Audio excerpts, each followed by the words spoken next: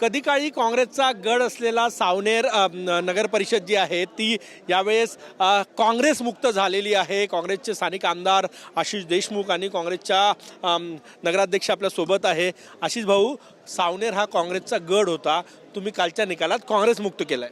नक्की सावनेर कळमेश्वरच्या जनतेने भरघोस असा पाठिंबा हा विकासाला दिला, सन्मान्य देवाभाऊ सन्मान्य बावनकुळे साहेबांच्या नेतृत्वाला दिला आणि त्या निमित्ताने भूतो न भविष्यती असं यश ज्यामध्ये खऱ्या अर्थाने काँग्रेस मुक्त आपलं हे संपूर्ण शहर झालेलं आपल्याला पाहायला मिळतं। नक्कीच जनतेच्या चरणी हा श्रेय मी देऊ इच्छितो आणि चांगलं कार्य, पारदर्शक कारभार, भ्रष्टाचार मुक्त नगर परिषदेचं प्रशासन आणि विकासाला गती ही आम्ही येणाऱ्या काळामध्ये नक्कीच आणून देऊ आणि त्या माध्यमातून एक विकसित भाग म्हणून येणाऱ्या पुढच्या काळामध्ये आमचा सावनेर कळमेश्वर विधानसभा क्षेत्र नक्कीच राहील।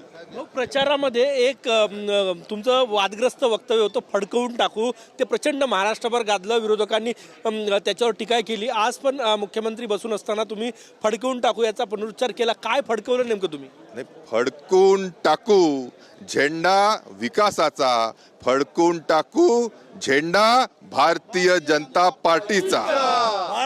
काय सांगणार? एकही काँग्रेसचा नगरसेवक सावनेरमध्ये निवडून आलेला नाही। कधी काळी सुनील केदार यांचा गड होता, तो गड तर आता आशिष बाबूचा आहे तो, आणि आम्ही त्यांच्या अंडरचे सगळे नगरसेवक। सरांनी तर विजय पाहिलाच, अर्ध तिथेच आम्ही जिंकलेलो होतो।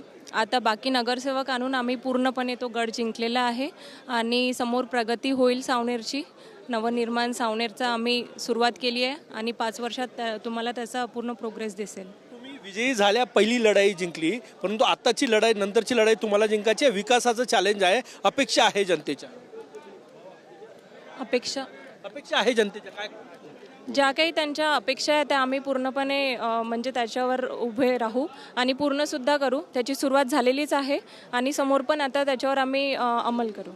इतकं मोठं यश, परंतु तेवढ्याच मोठ्या अपेक्षा, या अपेक्षांचा डोलारा घेऊन तुम्हाला जायचं आहे जनतेपुढे? नक्कीच आशा, आकांक्षा, अपेक्षा ह्या जनतेच्या त्या निमित्ताने फार मोठ्या आहे। त्या परिपूर्ण करण्यासाठी नक्कीच आमच्या जिल्ह्याचे असलेले सन्माननीय मुख्यमंत्री देवेंद्रजी फडणवीस असो, बावनकुळे साहेब असो, याच्या माध्यमातून मागच्या 35 वर्षापासून विकासाला खऱ्या अर्थाने तिलांजली देण्याचं काम जिथं झालं होतं, त्याला विकासाच्या नवीन रस्त्याकडे नेण्याचं कार्य हे आम्ही हमखास करू।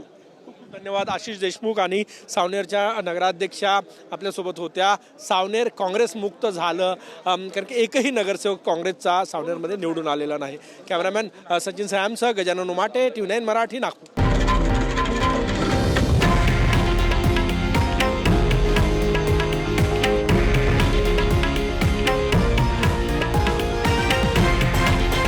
हे आहे देशातील नंबर 1 न्यूज नेटवर्क आणि आपण पाहत आहात TV9 मराठी, एकमेव।